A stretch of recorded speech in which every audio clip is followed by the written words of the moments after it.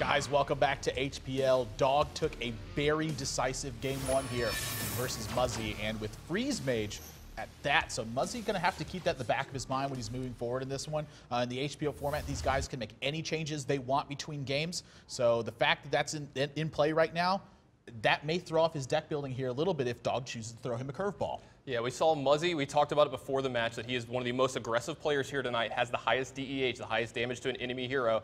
And he came and brought an aggressive deck and got punished for it. Dog was very, very prepared for it. As you said, brought up Freeze Mage and really punished him for it. So we're going to have to see if in the back of his mind, in the back of Muzzy's mind, if he's going to make a deck change because of that. Maybe a strategy change, maybe play some mid-range, maybe move to a control deck himself, you know, just try to throw a curveball to Dog. But then you've got to worry about what Dog's playing, which we're about to find out. Yeah, game two is getting underway right now, guys. Dog versus Muzzy. Get out there on Twitter, use that hashtag HPL, let everyone know what you think is going to happen, who you're supporting, and look at that. This looks like a Warrior mirror, my friends. Yeah, we got the two big flavors of Warrior here. We have Grim Patron combo Warrior out of Dog. It looks like Muzzy is bringing in a control deck. Yeah, control decks will typically tend to go with higher end minions. Stuff like Ragnaros is a really big indicator of that.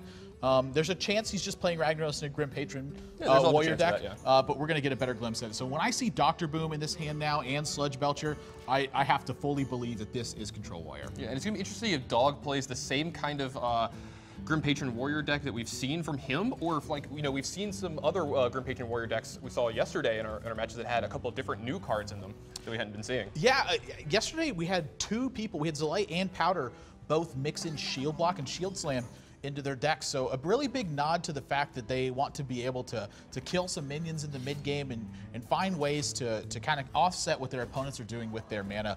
You know, when you take everyone's curve into consideration, anytime that you can kill a minion for cheaper mana and then continue to develop your board, you're really utilizing your mana extremely well in those scenarios. Yeah, and Dog had an early good start with Loot Hoarder on 2, and he was going to be able to play an Acolyte of Pain on 3, but Muzzy has the turn 3 Fiery War Axe to make both those plays, just to punish both of them. You want to make sure that you draw extra cards of Acolyte of Pain if you can.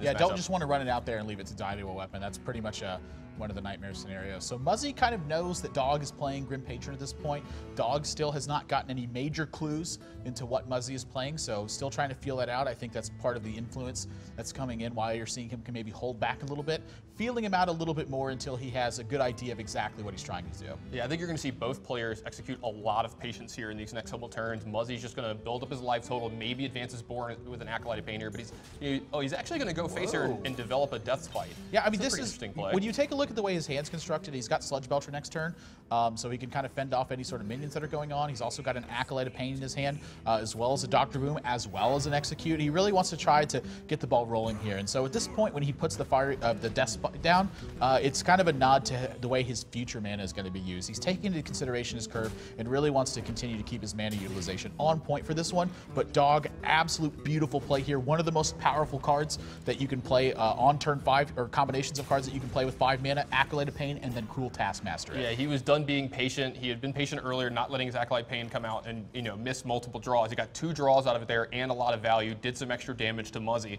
when he attacked the Acolyte Pain there. So a lot of value there for Dog, and that is actually just the key to the Grim Patron deck, is get a lot of value early, find my key pieces for my combo deck, and then finish you off with huge Grim Patron and frothing Berserker turns.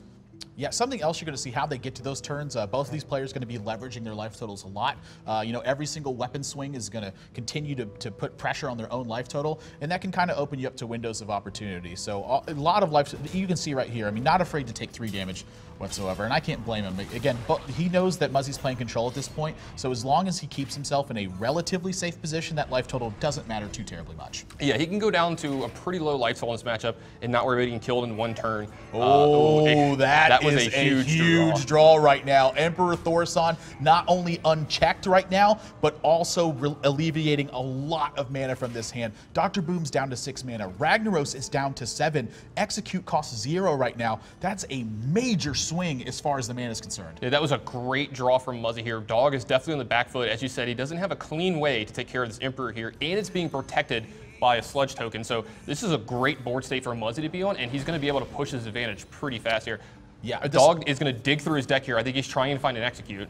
Well, there we go. Yeah, he doesn't have the mana to play at this turn. Something else that could have happened is he had the potential to Whirlwind again this turn and sweep out the slime and then, again, continue to leverage his life total to take out this Emperor Thaurissan. The problem with that is that Whirlwind's a very key card to this strategy. With cards like Grim Patron in your hand, you want to put damage on them to get extra copies out. If he burns that second Whirlwind, he doesn't have access to that effect. So that is a major consideration for him, is exactly, not just getting direct value out of his cards, but getting the right kinds of value as well. Yeah, it's a weird stress point on like how you play your combo and early pieces, things like Battle Rage, Whirlwind, things like that, because you need to make sure that you get maximum value out of them for your own sake and keeping yourself alive. So it's really weird sometimes. Speaking of weird, that was a interesting attack here into the Acolyte of Pain. Yeah, I think at this point, Muzzy feels like his hand's so strong that he can just go face. Yeah, he's not really worried about how much Dog can put together at this point. He's really worried about, how effectively he can deal with stuff, because he wants to get his own value. His Emperor is going to remain protected this turn because of Sludge Belcher. He picks up a Shield Slam here. He's getting a second activation out of Emperor Thaurissan. When your opponent doesn't kill Emperor Thaurissan that turn, it's got to be a great feeling, and I think that's why you're seeing him put a lot more pressure on than he normally would. But there's a great draw from Dog, his own Emperor Thaurissan. His own Emperor Thaurissan cleaning up the other one with an Execute, and this game is going to be quite the freaking heavyweight fight going on in the next couple turns. They're going to be swinging big blows at each other. I have to believe that Muzzy has a big, distinct advantage, though. 2 activations from that Emperor Thaurissan. He's got multiple ways to deal with his opponents. I mean, look at this turn. This is Shield Block into Shield Slam, and then either Ragnaros, Dr. Boom, or Shield Maiden, whichever one he prefers, and he also just drew a Harrison Jones. For the man who has everything just a little bit more, just an absolute embarrassment of riches in Muzzy's hand here. This is a great position for him and a great deck choice, too, coming into this game. Yeah, earlier in this week, we've seen Control Warrior typically seem like it has an edge versus this Grim Patron deck. So the fact that there's like this dual threat going on where when someone queues up Warrior, it could be either Grim Patron or Control Warrior is really coming to a big effect, and we've seen Control Warrior get the better of it. And Dog's going to take 8 here at the end of the turn, going down to 5. He's only at 5 here, so he's got to amass a board state that can, challenge Muzzy here, deal with the Sludge Belcher, and deal with this Ragnaros, and I don't know if he's going to be able to do all of that. He has no big Game Hunter in hand. When he has something like Gnomish Inventor, you have to believe that Shield Block and Shield Slam are not part of this build anymore, and he's only got 1 copy of Execute left in his build. So if he doesn't draw it this turn, Ragnaros is sticking around. I mean, he's got Warsong Commander, he's got Whirlwinds and Frothing Berserkers, but that's a lot of stuff to have to invest to check a Ragnaros. You're losing a lot of your potential damage reach to handle 1 threat from your opponent. You want to be using removal spells for that. You don't want to be dedicating damage resources to handling what your opponent's throwing at you. Yeah, Dog is in a really precarious spot here. Muzzy has just put his pedal to the metal this game. The Emperor Thaurissan getting 2 triggers this game, making everything really cheap and making him have huge turns.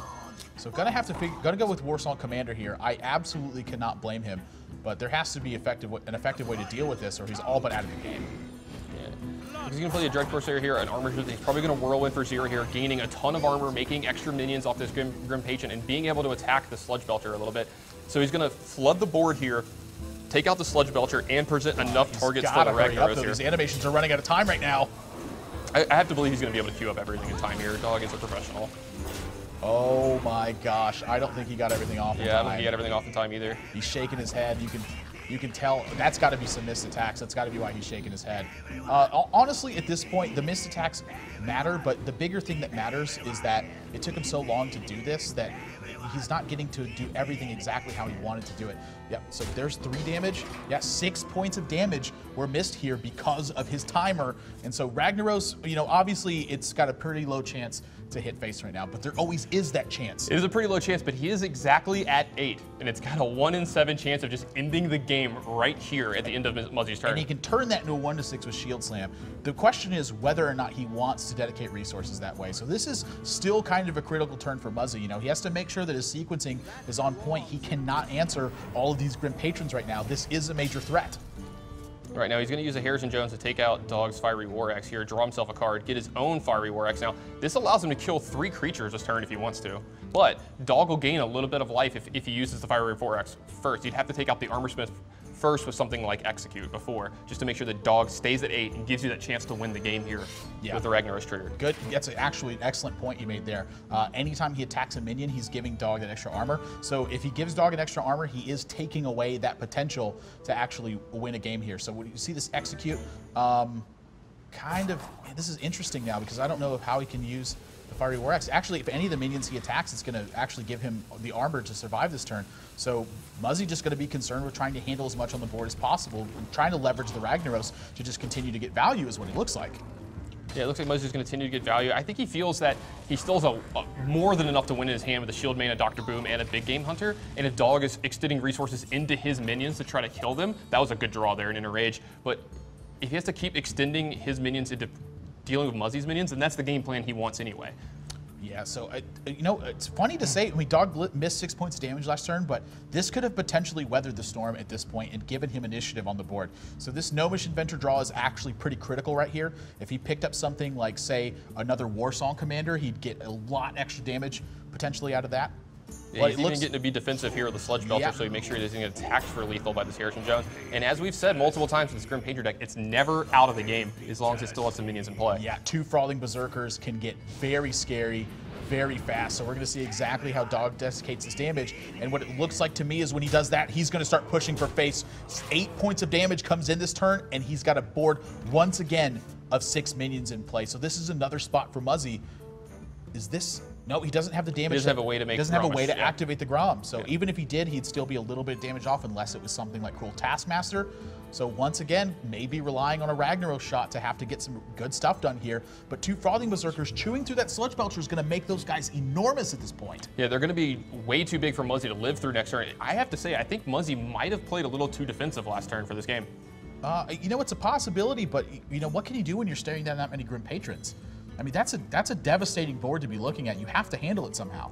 Yeah, I still like executing the Armor Smith and then using your removal spells correctly afterwards to take care of a couple of minions, and then just giving yourself the chance to win there. And if your Ragnaros doesn't shoot him, then it shoots one of his Grim Patrons, and you're in the same exact spot that you were, except you have a better chance of winning the game from that spot. I can kind of agree with you on that point. The fact that he took away the chance of winning. Yeah, even though it was about 5-1 or whatever it was, he still had an actual chance to do it. So gonna go ahead and charge this Gromish, it looks like. I mean, I think this is too much damage, though. Does he actually live through this if this Ragnaros doesn't hit one of these Frothing Berserkers? Oh, he's going to go for face and activate a 6-1 right now.